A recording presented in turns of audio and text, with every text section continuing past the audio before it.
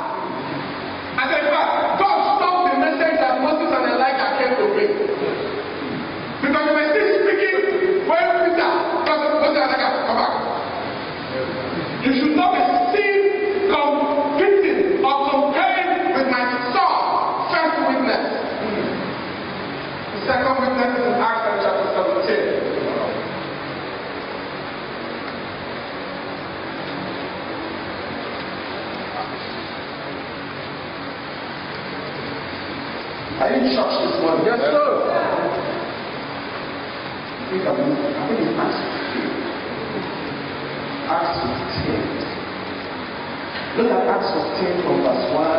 It says, and certain men came down from Judah and stopped the bread of people who were still the thought. So they were preaching from the Old Testament and said, unless you are circumcised according to whom the custom of whom of Moses, you cannot be saved. Yes, so this is Moses, that is Moses. He said, you need to be circumcised. Moses said you should be circumcised, and he says in verse 12, Barnabas and Paul they had no small dissension and dispute with them, saying it's not about Moses, it's not. So they now sent them to the church in Jerusalem for time's sake. Look at verse 21. Or look at verse 19. It says, for time's sake, you can read from verse 1 to the end, but just look at verse 19. Look at verse 19. It says, therefore I judge that we should not trouble those from among the Gentiles who are turning to us, to God, but that we write to them to abstain from these things, from things polluted by idols, from sexual immorality, from things strangled and from blood. Look at verse 21. That's right, look at verse 21 again. Go back. Can we read together? For Moses has had throughout many generations those who preach him in every city, vigilant in the synagogues. Oh,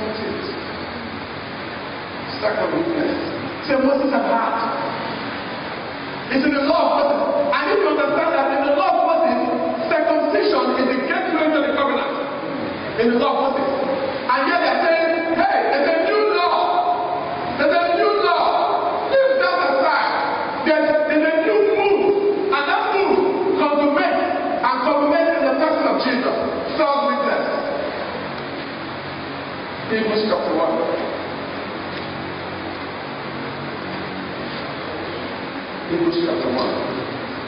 Third witness.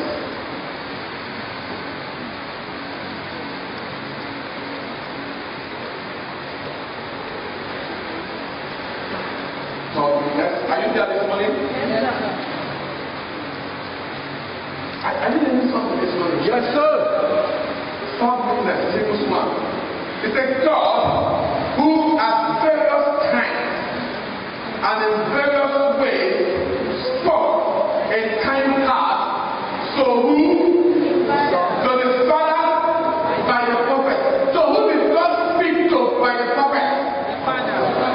Are you in church this morning? Hebrews 1. God, who at various times and in various ways spoke in time past, to who? The Father. By who? The prophet. Has in this last day, verse 2, spoken to us how? By his Son. By his Son. I think church this morning how? By his Son. In this last day, God is not speaking to the church through the prophet of old. He spoke to the Father. You need to understand this translation. This day, He's speaking to us by His Son. So if I go to the prophet and see a message, I should not bring it to the church, except in the Son, I can see that message also. If not, then you don't have church. You don't know.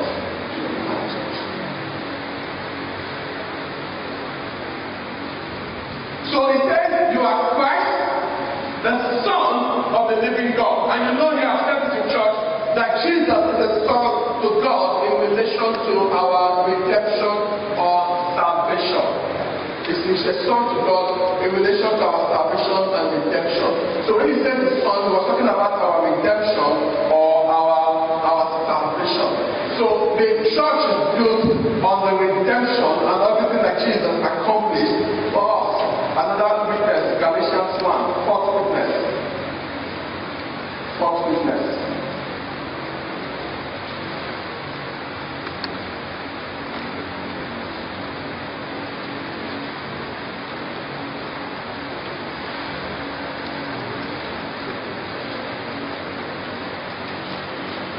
Fourth witness.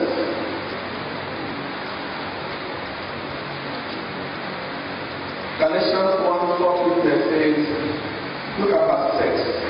And Galatians here is a lot about the law, circumcision also. And look at verse 6.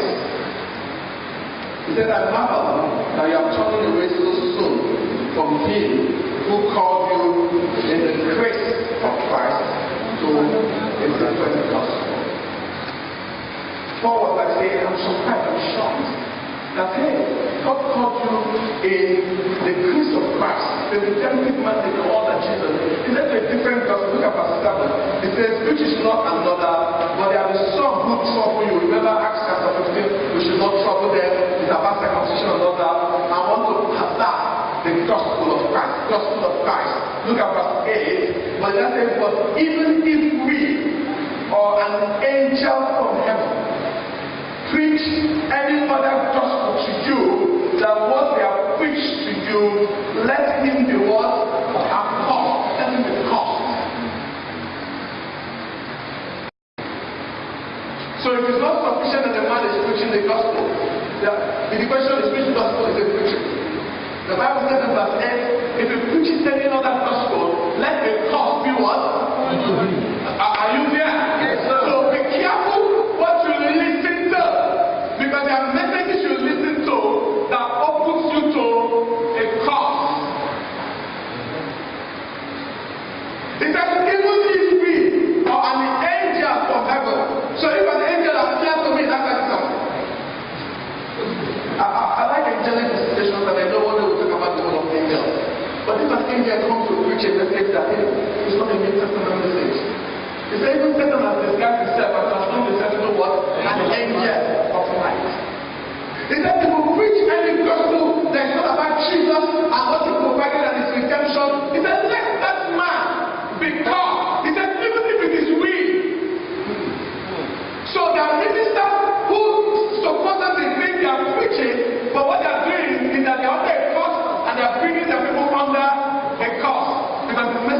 preaching is not a message about the gospel of grace and the gospel in Christ. Question is, the message I'm bringing, I need to ask myself, is it the New Testament message?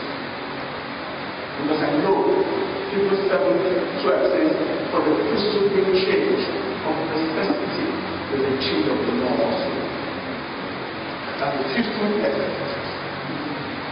You have church not because you have gathered in a place called church. You have church not because the Bible has been preached. The question is which message? Hello, because it says upon this word. Are you people? Upon what this word? And that word was said to be the revelation of who? Of Christ, His kingdom, His mandate. That is where I will use my church. Apart from that, there's nothing I can do. Let me show you one more. I'll show you another scripture as we move on. Let's go to Matthew again, our text, second text, Matthew 16. Upon this rock I will build my church. I want to just talk about three truths there, and we can end today for the first part. So we'll take this series. Next week we'll talk about other aspects of the church. There's what is called the universal church, there's what is called the local church, there's what is the different images of the church as the house of God, as the body of Christ. We'll look at it as we continue this series. But I want to show you three truths. And the first look at it is, I will build my church upon this rock, and the gates of hell shall not prevail against it. First thing I need you to see here is the ownership of the church. First thing I need you to see here is the ownership of the church. From this message, upon this rock I will build my church.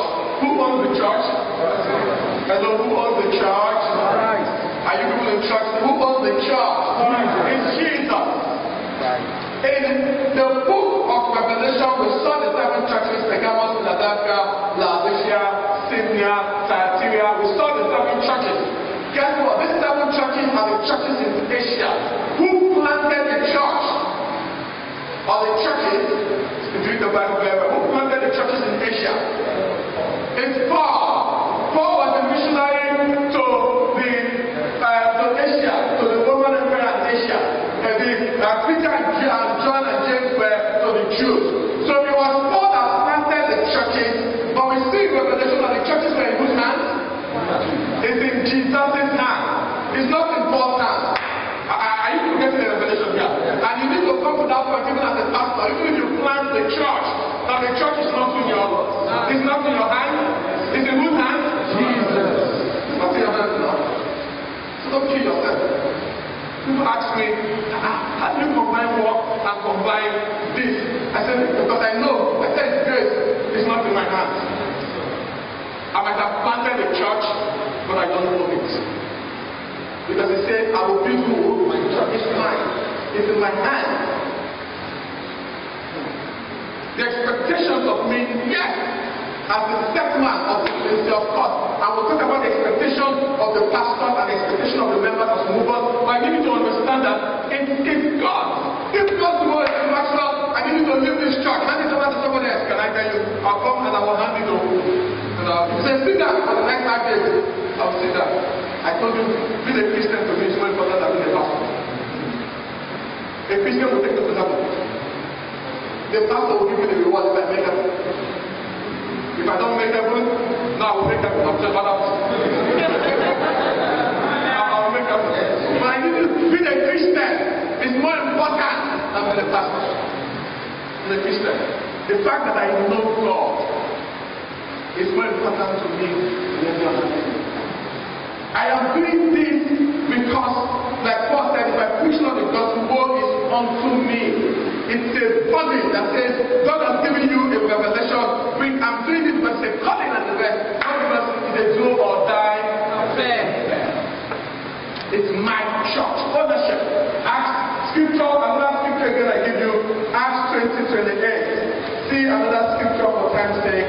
Acts 20:28. Wow. I hope you're learning something this morning. Acts 20:28 says here, it says, Paul was writing to people in Ephesus. That was the last sermon before he left. He called the elders, look at verse 17, from Miletus is sent to Ephesus and called for the elders of the church. So this was addressed to the elders of the church. Acts 17, we know he's talking to the elder, he's talking to the pastoral team. In verse 27, he says, I have not shown to declare to you the whole counsel of God. In Acts in verse 28, he says, take heed to yourself and to all the flock. He says, hey, among which the Holy Spirit has made you overseer to shepherd the church of God, which is purchased with his own blood. It's not a church. And can I say this? Jesus did not die to give any man a profession, which he purchased with his own blood. Jesus did not die to build for any man a personal empire. I will not have died so that I build for you a personal empire. He didn't die to build for you a personal empire. And as pastors, we need to do it. Because today people have used the church as an avenue to building personal empires. Just know that he didn't die. So he didn't die to build personal empires for people. That's the first. Another witness I give you. If you see first Peter, you can go home and read it. First Peter 5:1-4. It talks about shepherd. It now says shepherd the flock, because when the chief shepherd shall appear. In verse 4, it says, hey, the elders who are among you I exalt. It says, I who am a fellow elder and a witness of the suffering and also a partaker of the glory that we will reveal. It says shepherd the flock. It says not as being loved over those entrusted to you. I want to use the word entrust. Use the word entrust. Hello. That word entrust is like a legal sign. It's like a trustee. You are in charge of something, but you don't want. You don't own it. You are in charge of it, but you don't own it. Somebody else has put something in your charge. He said, those are the words entrusted. So I understand that everyone that comes to church, everyone that has identified with this church is a trust. They've been entrusted to me. Do I own them? No. So in the same way, the day you feel that you are going to move to another church, would I be offended? Of course not. Of course not. The only thing I'll ask for, you just explain to me. There's no problem. And once I am sure that you're in the right place, my spirit is clear.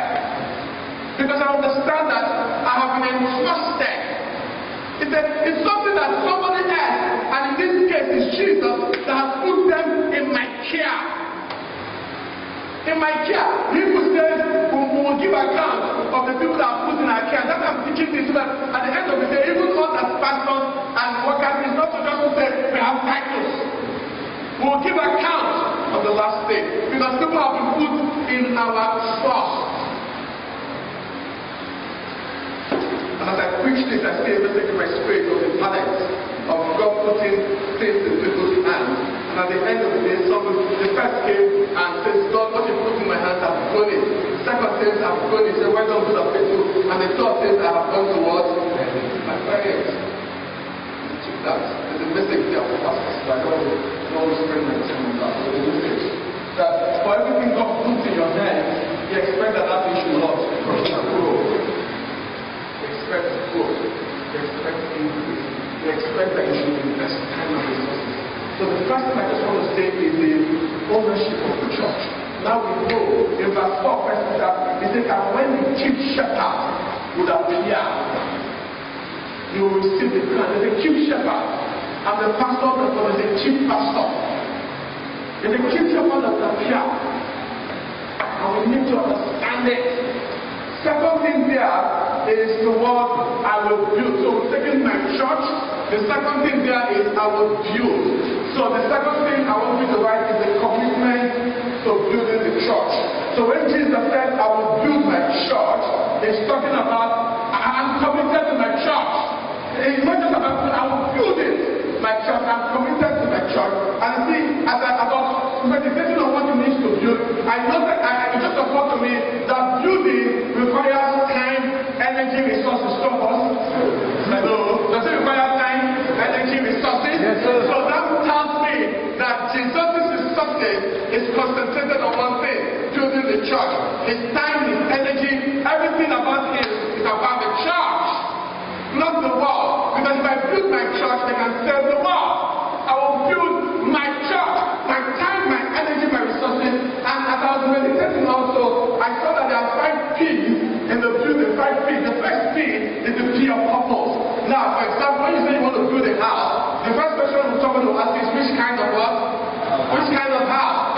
of purpose. We'll talk about the purpose of the church as we move on. So there's a field of purpose. The purpose in the heart of God concerning the church.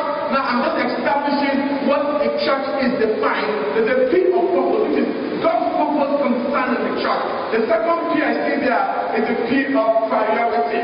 When a man is building, everything is concentrated on that building. Focus. Come back to me, sir. When a man decides to start building a house, he will begin to take money from other things. Hey, because right now, what is the priority? This house. So the second P is the P of priority. The third P is the P that I call project. Building is a project. And the fourth P, closely related to that, is the P of process. There's a process to building the church, and the fifth P is the P of people. There are 5 P's in I will build my church. You understand? The P of priority, you know. Now you know that in God's mind, the number one priority is the church. In God's mind. Now, in the purpose, we'll explain what the purpose is. That's next Sunday or 2 Sundays from now. We'll explain the P of purpose. What's the purpose in the heart of God for the church? Is it just for us to gather and clap hands and have fun? No. There's more to it than that. There's a section of the P of priority, purpose, priority, project, process, and what? And people. And I will show you the kind of people that God uses to build this church. But this morning, let me just show you one more thing before I go to the third point. Let me just show you one way God builds the church. Go back again to Acts chapter 20. See the connection. See the connection so that you can understand a lot of the connections today. Acts chapter 20.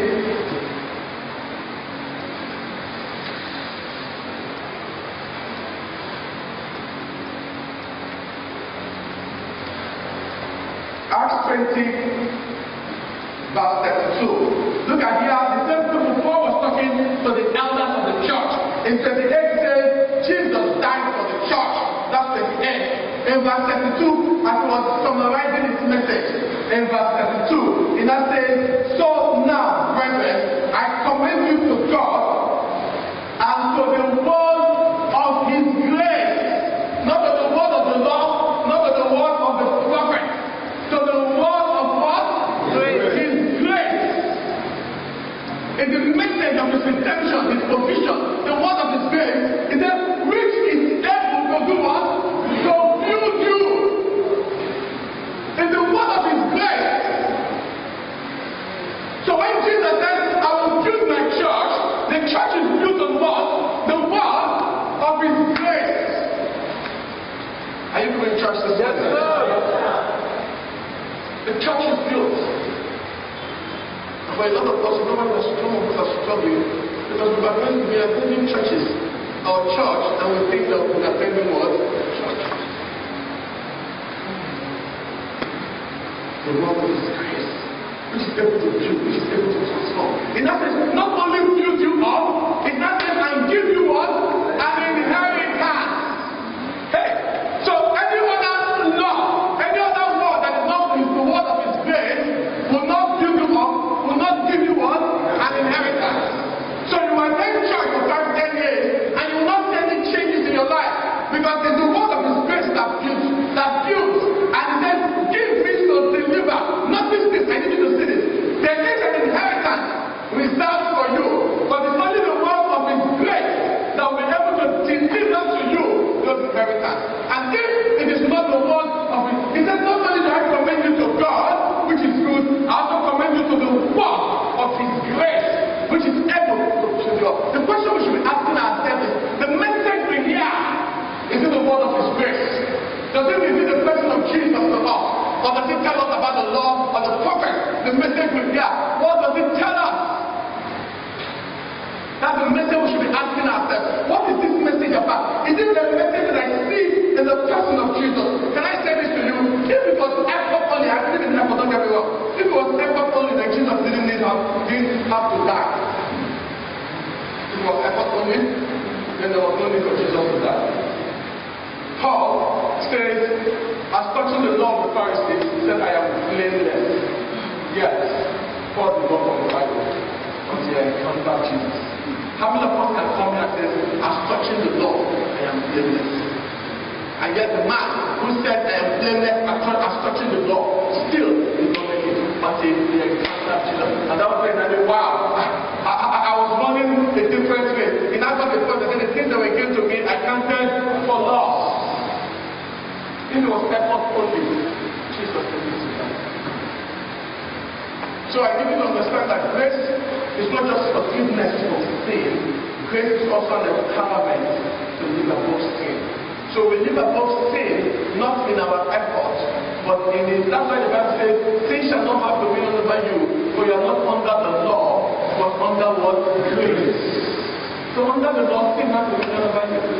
But under grace, sin cannot. Because grace is the divine empowerment. He said to the woman, neither do I condemn you. That's the grace of forgiveness. In that sense, go and what? Sin no more. That's the grace of empowerment. It's a work of His grace. Some aspect of I will build my church. So we've seen the first aspect is my church, the ownership of the church. The second aspect is I will build, which is the commitment to build. The third aspect is the destiny of the church. And he says, when I build my church, he said the gates of Hades shall not prevail, shall not overcome, shall not triumph. Can I say this to you, that the gates of Hades, the gates of hell, and all the works of the enemy has nothing to do with the message of the church. It's not the what? The message of the church is Christ and His redemptive work. Be careful of any church whose message is not about the devil, what the devil is doing, what the devil has done, what the devil can steal. That's not our message. Our message is the word of His grace, who Jesus is, what Jesus has done, what Jesus can do. I don't know if you have anything. Is that our message? Did Jesus deny the gates of hell? No. He didn't deny it. But He said, "Strip the gates of hell." If I build my church, what will happen to the gates of hell? They will not prevail. So there are three kinds of churches. There's the weak church. The gates of hell has prevailed. There is the warring church that thinks in battle with the gates of hell. There's the triumphant church that prevails over the gates of hell. Can I ask you, based on I will build my church and the gates of hell shall not prevail, which one do you think Jesus is talking about? Which one is He talking about? The triumphant. So the gates of hell is not the issue. The issue is that the church has not been built. The gates of hell is not the issue. And the picture I see here is the man who built his house on the rock and the man who built his house on the sand. And the storm came, the wind came, this happened. So the one on the sand, he said it what? It fell. So the one on the rock, what happened? Did the one on the rock fall? No. And Jesus said, upon this rock, I will build my church. So the issue is this church actually built on the rock? The gates of hell is not the issue. Does it mean persecution will not arise? Persecution will. But persecution, go to Revelation. Someday, if we can actually spend the whole year talking about the church. Someday,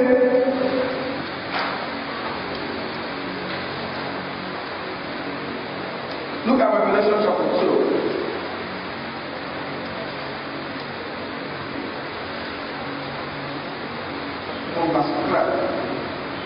And to the angel of the church in Pergamos write, this thing says he who has a sharp two-edged sword. Verse 13 says, I know your works, where you are, and where you dwell. And it says where you dwell is what? Where Satan's throne is.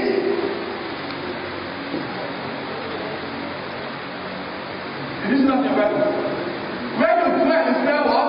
Satan's throne.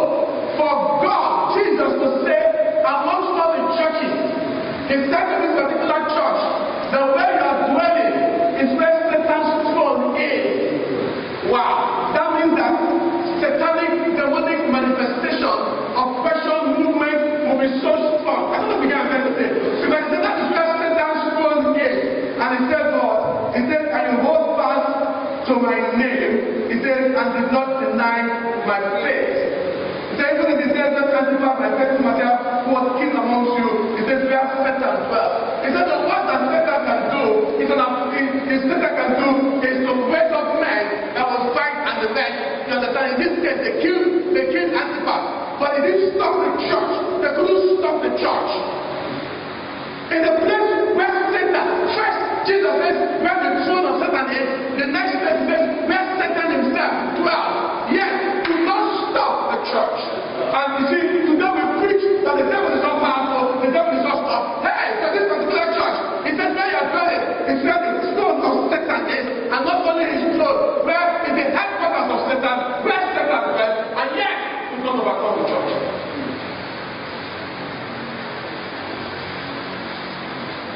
We need to be conscious of God's plan. Conscious of God. We need to be conscious of God's plan for the church.